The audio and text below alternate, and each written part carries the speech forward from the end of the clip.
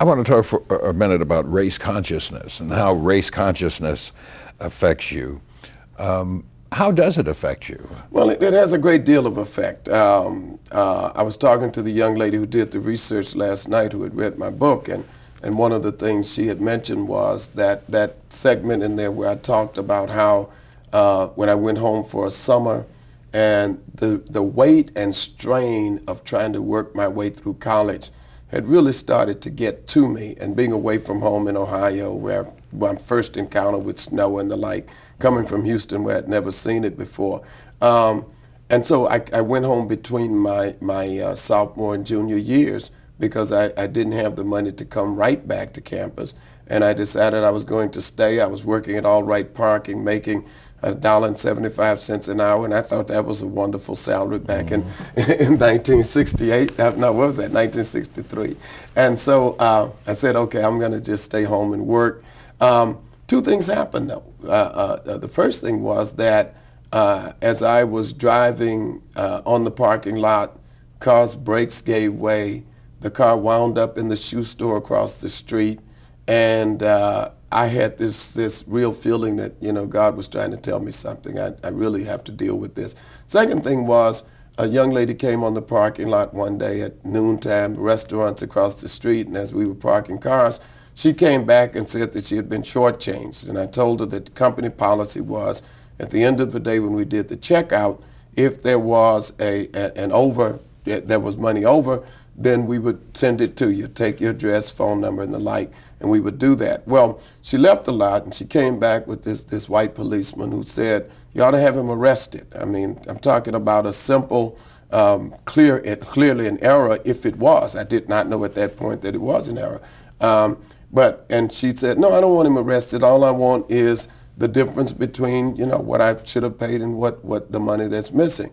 And the white policeman just kept on telling her, you ought to have him arrested, you ought to have him arrested. So after a while, she joined in the course with him. Well, yeah, they arrested my son because he had a parking tickets and they took him in. And so yeah, I want to press charges. So on the way to the station, you know, the window was open. I put my hand in the window and the policeman said, nigga, get your hand out of that window. And, you know, I did that. And I got down to that police station. Fortunately, the company lawyer was there to meet me within a few minutes, just as they were about to book me. Well, that very day, when I got home, I called the president of Wilberforce University and said, I don't have any money. I need to come back. I'd like a full-time job. And he said, well, you were working in the cafeteria? I said, yes. He said, you can have your job back there, and you can serve all you can wait the tables for all the dinners and programs that I have at the house. And I said to myself that very day, the day is coming when I'm going to make more than that white cop. I'm going to do better than he could ever imagine doing in his own life. And that drove me for a long time. For a long time, the image of his face could not be erased from my mind. And every time I found myself getting discouraged or coming to a place where I thought I might want to quit doing something, the image of his face would flash before me. And that's when I realized that I'm going to keep on moving and I'm going to keep on driving. And I've had my other incidents, and every time I've run into racial incidents, for me, it's been an inspiration to just perform better, to do more, to prove that I have the ability to do more than most of the people who would try to reduce me or limit me or neutralize me based on my race. To what degree, and it's impossible to say, does the fact that you're an AME have to do with your race consciousness? I think of the AME Church as a race-conscious church. Yeah, without a fighting church. Yeah, without a doubt. I mean, if you look at my dissertation and you realize that the emphasis I put on the role that Richard Allen played, buying his own freedom out of slavery, and then being able to found a denomination where he was thrown out of a white church in Philadelphia, lifted physically, he and the persons who followed him, because on a certain Sunday morning they refused to stay in the balcony but came down to the altar.